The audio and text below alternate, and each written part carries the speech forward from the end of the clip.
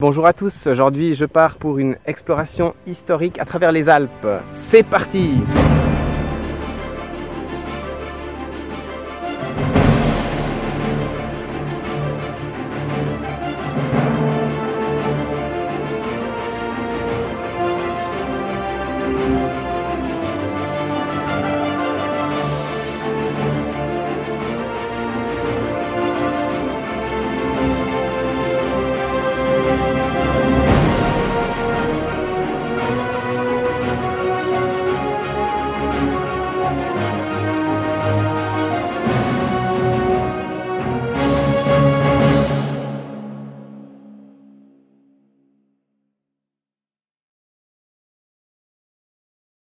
Je vous l'ai dit en intro, il s'agit d'une traversée historique.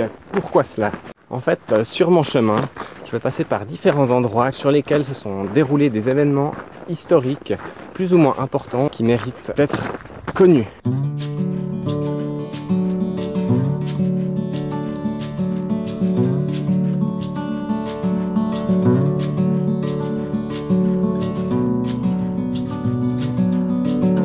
Le premier de ces lieux est évidemment le col de Jaman.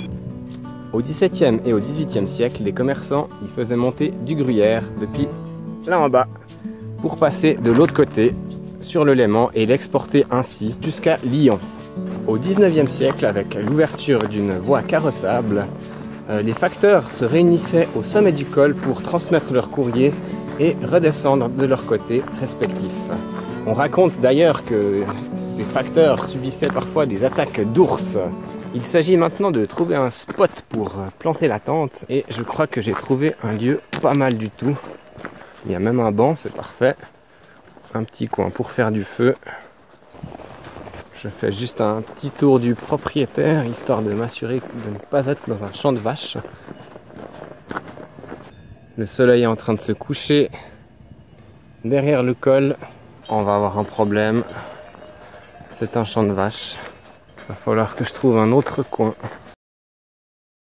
Je suis au pied de la dent de Jaman, du coup c'est très difficile de trouver un terrain plat. Premier gros problème, je ne trouve pas mon couteau suisse. Je ne sais pas comment je vais faire pendant 3 semaines, ça va être compliqué. Alors pas de petite soirée sympa autour du feu malheureusement ce soir. Je vais devoir partir assez vite à cause des vaches. Ok, il est 10 h. Bonne nouvelle, j'ai trouvé ceci dans ma poche, tout simplement. C'était une soirée quand même plutôt mouvementée. J'ai dû changer au dernier moment de lieu de camp.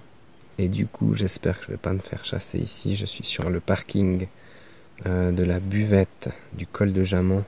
Il y a plein de fermes autour, de petites maisons. Ok, il est même pas 5 h et il y a plein de vaches autour de moi. Donc impossible de fermer l'œil avec ce boucan.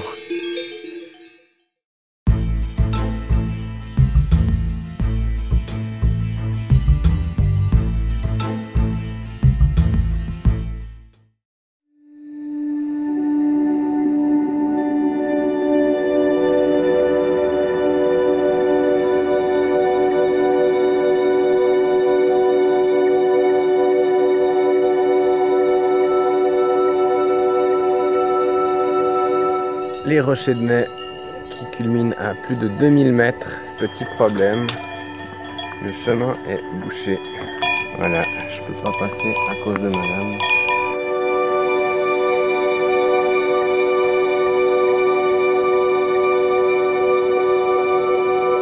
Il faut savoir que vers 1800, plusieurs personnes habitant la région ont cherché à trouver de l'or dans les rochers de Nez. Les rochers de Nez possèdent plein de grottes. Et beaucoup de personnes se sont donné bien de la peine à trouver de l'or. Il semblerait en fait que ces efforts soient restés plutôt vains.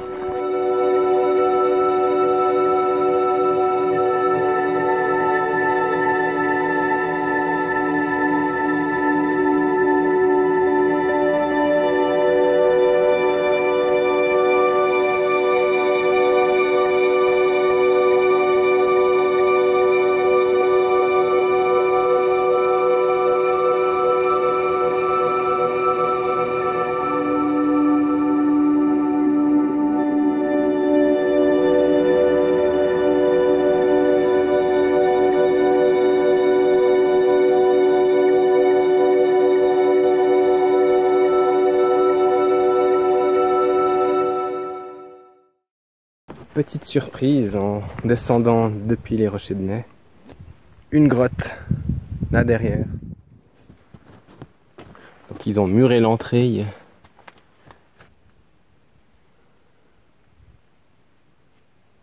Ça a l'air super profond, mais il y a tout un morceau qui vient de s'écrouler, je sais pas quand ici.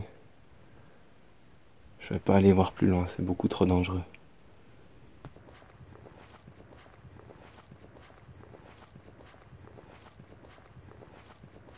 Le col de Chaude, tout comme le col de Jaman, a la particularité de former une frontière. Sur ma gauche, ici, toutes les eaux s'écoulent en direction de la mer du Nord. Et sur ma droite, là en bas, en direction de la Méditerranée. J'approche de ma prochaine étape, le barrage de Longrain. La gorge de Longrain atteint une profondeur de 105 mètres et le lac, formé par le barrage, réunit pas moins de 9 rivières. Une centrale de pompage-turbinage y est installée, la deuxième plus puissante de Suisse. Cette centrale a récemment connu un agrandissement et la nouvelle salle des machines est encore plus grande que la cathédrale de Lausanne.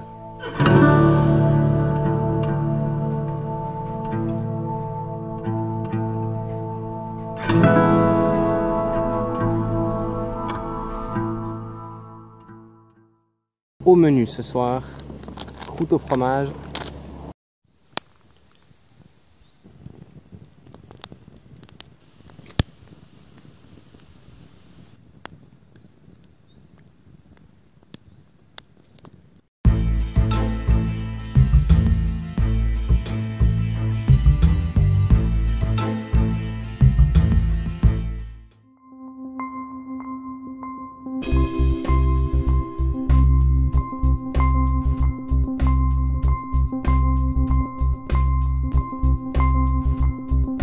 Là en face, il y a plusieurs véhicules militaires qui sont garés. Il faut savoir qu'une bonne partie de la région du Hongrin est une place militaire.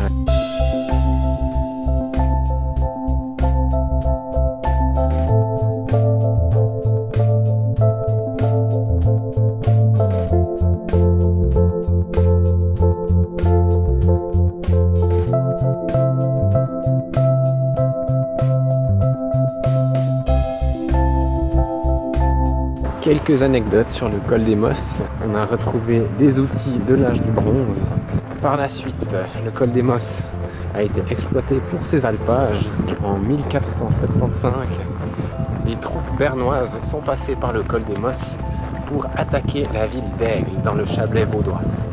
Évidemment, lorsqu'on parle des Alpes suisses, il est impossible de ne pas parler du réduit militaire de l'armée suisse. Aujourd'hui, sur mon itinéraire, je passe par une position fortifiée. Du coup, je vous emmène à l'exploration de 3 ouvrages de défense de l'armée suisse. On n'est pas très loin du premier. Il est là. Derrière ces 2 volets se trouvent les embrasures. Tous ces ouvrages sont évidemment verrouillés. Mais il existe une preuve, l'entrée de ce fort qu'on peut simplement débloquer ici.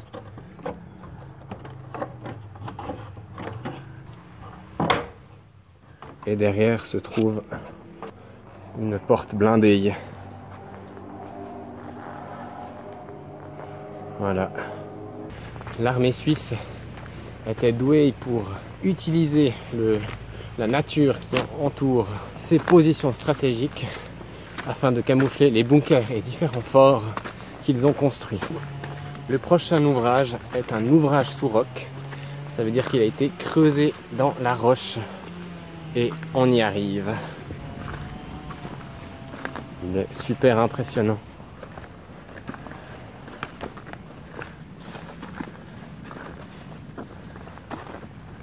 Voilà l'entrée de ce fortin.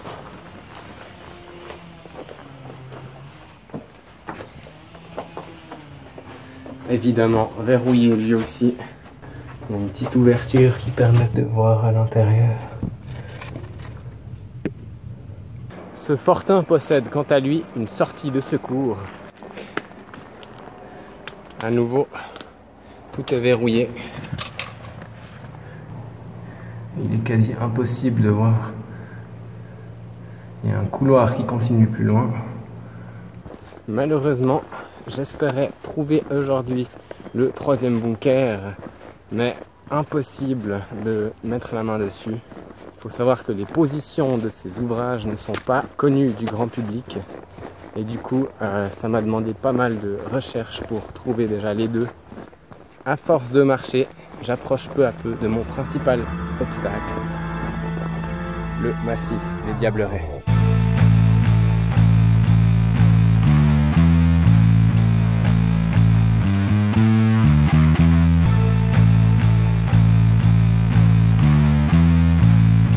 J'essaye de trouver un endroit pour passer la nuit, un endroit au sec si possible. Un gros orage est annoncé cette nuit. Je vais essayer de trouver un vrai toit parce que demain ils annoncent pas beaucoup de soleil et j'ai pas envie de porter mon tarp complètement imbibé d'eau pendant une journée entière, d'autant plus que demain va être une journée assez chargée. Mon gîte pour la nuit. Donc, chambre à coucher. Voilà. Je me suis aménagé un petit banc. Je profite d'être installé pour remercier toutes les personnes qui m'ont soutenu dans ce projet, que ce soit en termes de prêt de matériel ou simplement pour leur soutien ou les conseils qu'elles m'ont fournis dans la préparation de cette expédition. J'avais un peu de temps, alors je me suis bricolé un petit lit. Voilà, quelques planches. Presque 5 étoiles.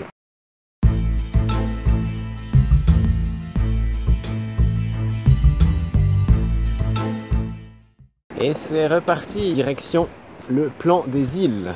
Le plan des îles était l'ancien nom du village des Diablerets avant le 19e siècle. Le nom des Diablerets viendrait en réalité des Valaisans qui croyaient que la montagne était hantée par des démons et des mauvais esprits. À l'origine, le village des Diablerets était en fait un alpage. Le premier hôtel a cependant été construit en 1856 déjà, et depuis le tourisme n'a cessé de se développer.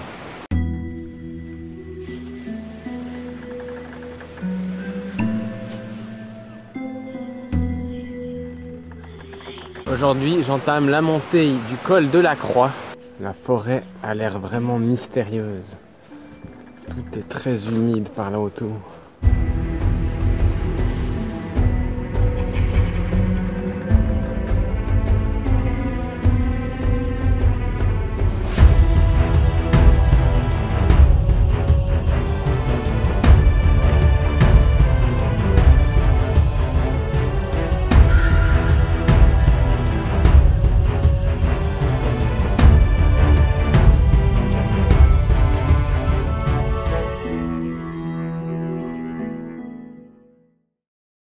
Je me trouve en ce moment dans la réserve forestière du col de la Croix, une réserve qui abrite les pyramides de gypse.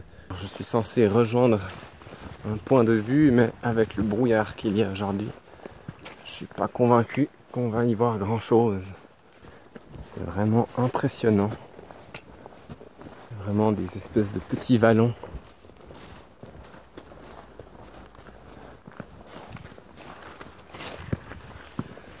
L'érosion est tellement efficace sur cette roche que des changements peuvent même être observés à l'échelle humaine. Regardez comme tout se décroche super facilement.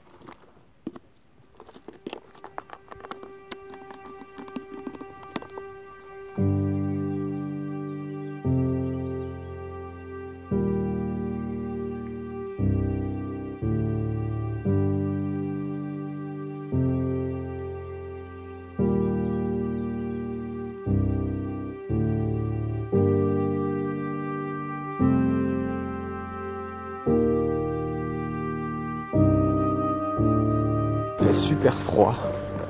Je crois qu'il ne doit même pas faire 15 degrés. Alors je continue ma route et je vais essayer de trouver un coin pour dormir.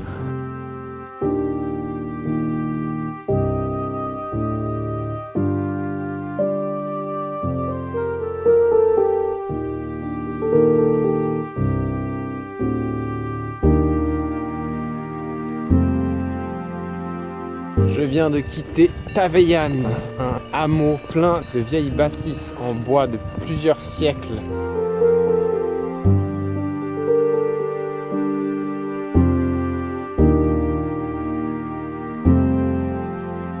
Je cherche un endroit pour planter la tente. J'ai les pieds complètement en bouillie. Il y a beaucoup de sous-bois. Impossible de trouver un endroit. Cette forêt est gigantesque. Il y a plein de bruits d'animaux et elle est presque un peu angoissante finalement.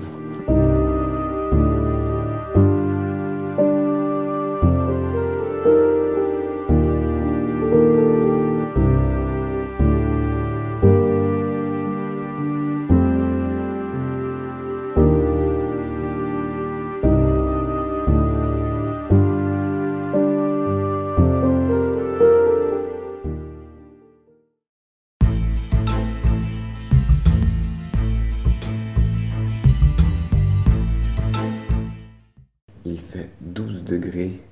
Aujourd'hui, cap sur Solalé. Solalé, c'est vraiment un point par lequel je tenais à passer. Je sais pas si on verra grand chose parce que le temps est encore très couvert. Nous sommes le 31 août. Je me trouve actuellement à l'Alpe des Chaux. C'est très impressionnant, le village est complètement désert. C'est malheureusement le cas dans beaucoup d'endroits où plein de logements sont laissés vides la moitié de l'année. Et je trouve ça un peu dommage. L'alpage de Solalé se trouve entre deux massifs de montagnes formés par les plaques continentales africaines et européennes. Le plus récent d'entre eux est le massif des Diablerets et le plus ancien, celui de l'Argentine, avec son célèbre miroir.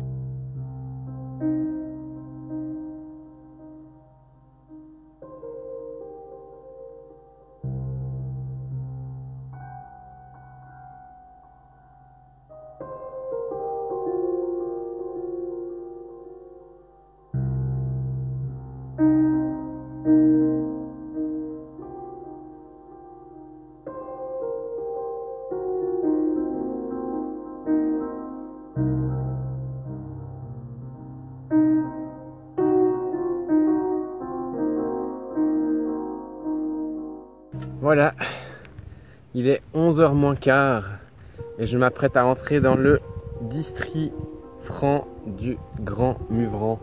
Ça veut dire que je ne pourrai plus planter ma tente jusqu'en Valais. Ça y est, j'arrive sur Solalé. Malheureusement, la magnifique vue à laquelle je m'attendais ne pourra pas être admirée. Voilà, c'est là en bas.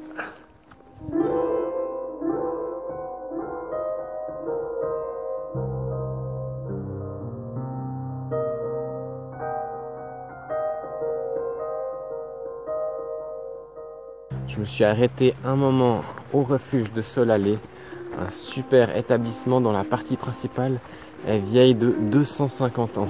J'ai discuté un petit peu avec les tenanciers et le garde-chasse. C'est un petit peu compliqué de s'installer pour la nuit par ici.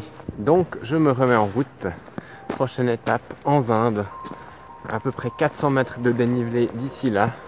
Anzinde est un pâturage exploité depuis le XIIIe siècle par les habitants de B.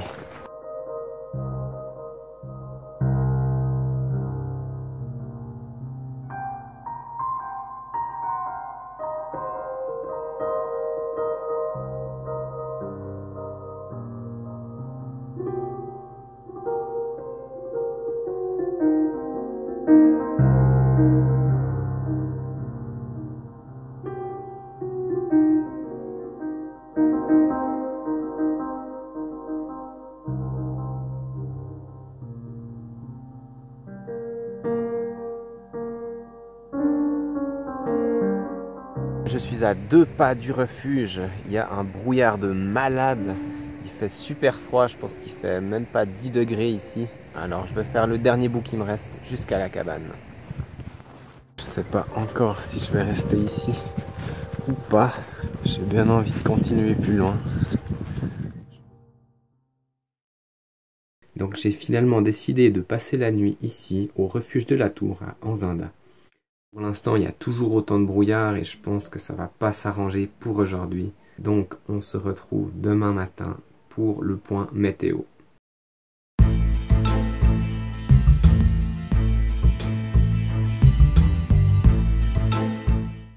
Il est 10h30. Aujourd'hui, il fait dégueulasse. Encore pire que hier. Dehors, il fait 5 degrés. Il pleut à n'en pas finir. Je vais quand même me remettre en route.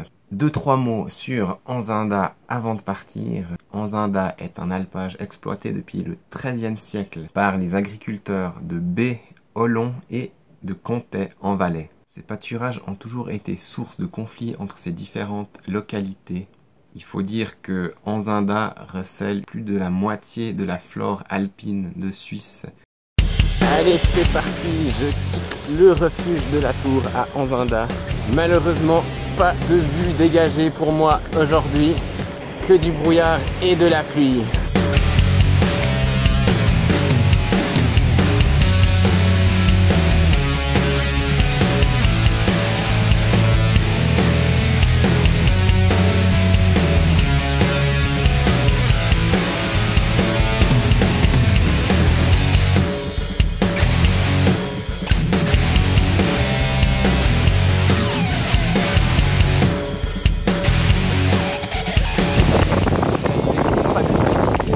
Ce col à 2000 km d'altitude représente depuis 1555 la frontière entre le canton du Valais et le canton de Vaud. C'est également ici que s'achève cette première partie. Merci d'avoir regardé cette vidéo. On se retrouve tout bientôt pour la suite du côté du Valais.